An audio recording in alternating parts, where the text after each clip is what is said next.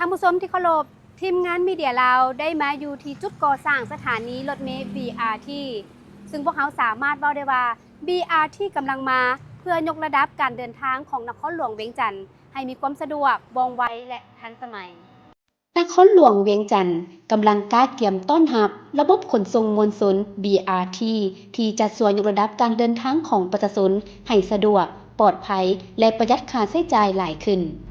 BRT เป็นระบบรถโดยสารด่วนพิเศษที่มีเลนเฉพาะเฮ็ดให้สามารถเดินทางได้ว่องไวและยังมีตารางเวลาออกรถที่แน่นอนเพื่อให้ประชาชนสามารถวางแผนการเดินทางได้ง่ายขึ้นทีมข่าวมีเดียลาวได้เว้าลมกับประชาชนซึ่งหลายคนต่างแสดงความตื่นเต้นและคอยคอยการเปิดให้บริการของ BRT อย่างใจจดใจจ่อภาครัฐเพิ่นเฮ็ดให้รับใช้มวลชนละเด้ก็ต้องได้ใช้บริการทุกแขกทุกคนต้องได้รับใช้บ่คืออันน่ะรถเมล์คันซุมื้อนี้เนาะผ่านมาเพิ่นก็บ่อยากขี่เนาะแล้วเดี๋ยวนี้หันมาขี่รถเมล์กันหมดแล้วเพราะว่ารถติดหลายแม่นบ่อันนี้ก็เพิ่นแฮงเฮ็ดสะดวกแม่นบ่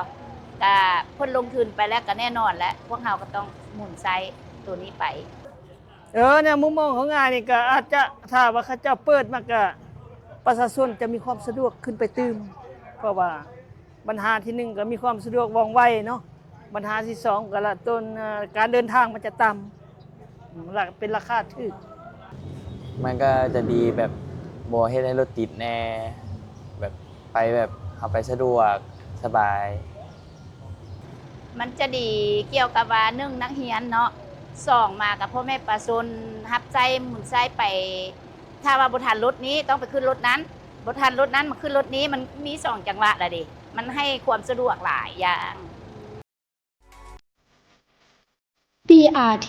บ่เพียงแต่ช่วยลดภาระการใช้จ่ายในการเดินทางของประชาชนแต่ยังเป็นมิตรกับสิ่งแวดล้อมเพราะเป็นระบบขนส่งที่ทันสมัยใช้พลังงานสะอาดและช่วยลดมลพิษจากการใช้รถส่วนตัวด้วยความมุ่งมั่นของภาครัฐในการพัฒนาระบบขนส่งสาธารณะให้มีคุณภาพสูงสุด BRT จะเป็นอีกหนึ่งก้าวที่สำคัญในการช่วยให้นครหลวงเวียงจันทร์ก้าวเข้าสู่เมืองที่มีระบบขนส่งสาธารณะที่ทันสมัยเตรียมตัวให้พร้อมอีกบ่ดน BRT จะกลายเป็นตัวเลือกการเดินทางที่สะดวกสบายและคุ้มค่าที่สุดสำหรับทุกคน